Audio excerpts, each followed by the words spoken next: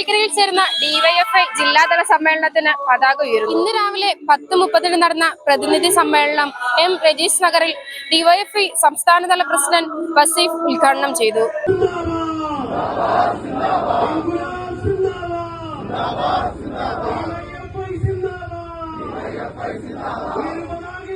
പതാക ഉയർത്തലിന് ശേഷം വേദിയിൽ യോഗം ആരംഭിച്ചു. ഡിവൈഎഫ്ഐ ജില്ലാ പ്രസിഡന്റ് സുരേഷ് കുമാർ അധ്യക്ഷത വഹിച്ചു. വേദിയിൽ ഡിവൈഎഫ്ഐ പ്രവർത്തകരുടെ സ്വാഗത ഗീതം അരങ്ങേറി. ആവേശോജ്വലമായ തുടക്കമായിരുന്നു ഡിവൈഎഫ്ഐ പ്രതിനിധി സമ്മേളനത്തിന് മാവേലിക്കരയിൽ ഉണ്ടായിരുന്നത്. മാവേലിക്കര താലൂക്ക് സഹകരണ ബാങ്ക് ഓഡിറ്റോറിയത്തിൽ ഒരുക്കിയ എം രജീഷ് നഗറിൽ നടന്ന സമ്മേളനം ഡിവൈഎഫ്ഐ സംസ്ഥാന പ്രസിഡന്റ് വി വസീഫ് ഉദ്ഘാടനം ചെയ്തു. ഇതിന്റെ നിയന്ത്രണാധികാരത്തിൽ നിന്ന് അധികാരം അവര് ഗവൺമെന്റ് പുറകോട്ട് പോയപ്പോ നമ്മുടെ നാട്ടിൽ പെട്രോളിന്റെയും ഡീസലിന്റെയും വില കുറയും എന്ന് പ്രതീക്ഷിച്ച പാവങ്ങളുണ്ടായിരുന്നു. ഇതെന്താ സാഹചര്യം?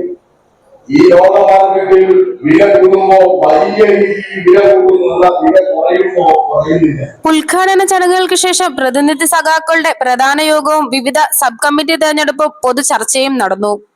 നാളെയും പ്രതിനിധി സമ്മേളനം തുടരും. സമ്മേളനത്തിന്റെ സമാപനം കുറിച്ചുകൊണ്ട് ശനിയാഴ്ച വൈകിട്ട് 4:30 ബുദ്ധ ജംഗ്ഷനിലെ പുഷ്പൻ നഗറിൽ പൊതുസമ്മേളനം നടക്കും. മുൻ ജില്ലാ പ്രസിഡന്റും MLA-യുമായ സജി ചെറിയാൻ പൊതുസമ്മേളനം ഉദ്ഘാടനം ചെയ്യും. ഈ ഇൻകുലാബ് വിളികളാൽ മുഖരിതമായ അന്തരീക്ഷത്തിൽ യുവജന പ്രതിരോധത്തിന്റെ പുതിയ ചരിത്രം എഴുതിക്കൊണ്ട് മാവേലിക്കരയിൽ ഡിവൈഎഫ്ഐ ജില്ലാതല സമ്മേളനം കൊടിയേറി. വരും നാളുകളിലെ ജനകീയ പോരാട്ടങ്ങൾക്ക് ഈ സമ്മേളനത്തിൽ നിന്ന് ഉയർന്ന ആവേശം കരുത്താവട്ടെ. ക്യാമറാമാൻ കിരൺ കൃഷ്ണയ്ക്കൊപ്പം റിപ്പോർട്ടർ കൃഷ്ണപ്രിയ, 140 ന്യൂസ്.